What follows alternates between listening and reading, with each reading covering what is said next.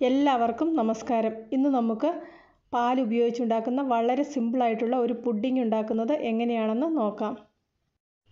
ഇതിനു വേണ്ടിയിട്ട് വളരെ കുറച്ച് ഇൻഗ്രീഡിയൻസ് മാത്രമേ ആവശ്യമുള്ളൂ. ചെറിയ കുട്ടികൾക്ക് പോലും ഇത് നല്ല പെർഫെക്റ്റായിട്ട് ഉണ്ടാക്കിയെടുക്കാൻ പറ്റും.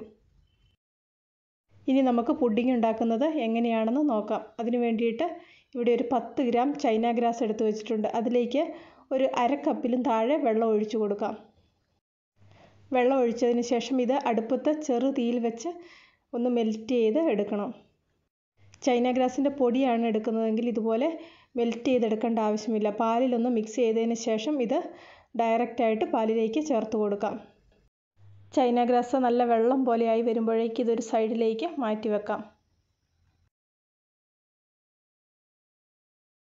അടുത്തതായിട്ട് വേണ്ടത് ഇവിടെ ഒരു സ്റ്റീൽ പാത്രത്തിലേക്ക് 2 കപ്പ് പാല് അളന്നൊഴിച്ചിട്ടുണ്ട്.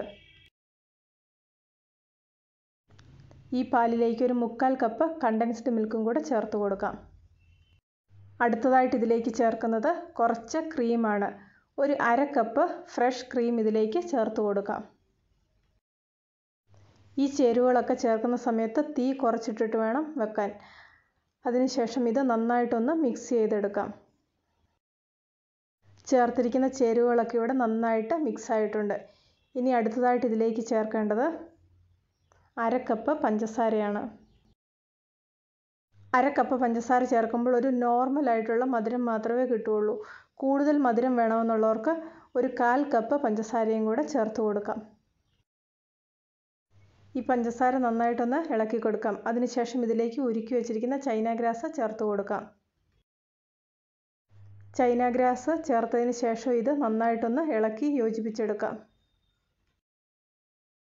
ചൈന ഗ്രാസ് ചേർത്തതിന് ശേഷം തീ ഒന്ന് കൂട്ടിയിടാം. അതിനുശേഷം ഇത് നന്നായിട്ടൊന്ന് ഇളക്കി യോജിപ്പിക്കാം. ചൈന ഗ്രാസ് മാത്രമായിട്ടാണ് ചേർക്കുന്നതെങ്കിൽ പാല് സെറ്റായിട്ട് വരാൻ വേണ്ടി കുറച്ച് സമയമെടുക്കും. ഈ പുഡിങ് കുറച്ചും കൂടെ ഒന്ന് പെട്ടെന്ന് സെറ്റായി കിട്ടാൻ വേണ്ടി ഇതിലേക്ക് 1.5 സ്പൂൺ കോൺഫ്ലവർ കുറച്ച് പാലിൽ കലർത്തി അതും കൂടെ ചേർത്ത് കൊടുക്കുന്നുണ്ട്.